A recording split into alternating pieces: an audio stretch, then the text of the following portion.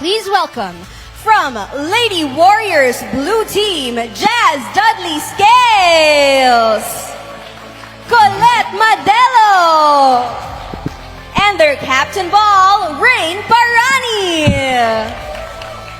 From the Lady Spikers Red Team, Lala Ford, Vibery, and our all-time MVP, Annalyn Salvador.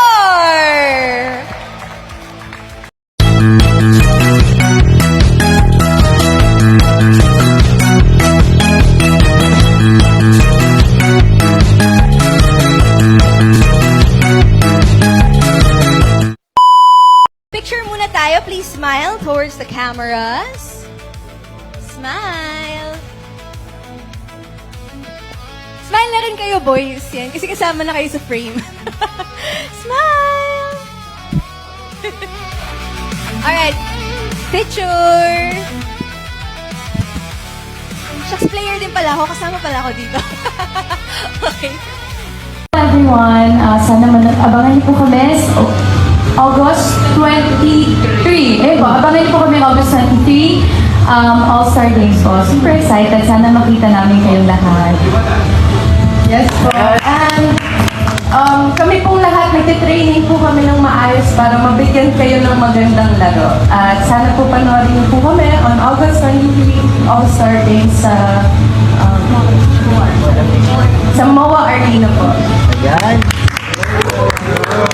Ayan, mga kababayan, panoorin niyo po kami sa August 23 sa MOA Arena.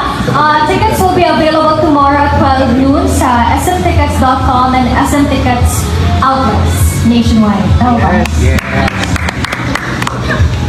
Huwag po tayo mag-away sa pila. But I hope everybody enjoys August 23 and I hope you love our performance. We're working very hard for this. I hope you see a different side of us and what we want to show as our entertainment. Would love to help us all out to conduct this game. So I hope not only the Philippines but of course people from Thailand can support it. We're really broadening our network and it's really a good thing and I hope everybody just enjoys it.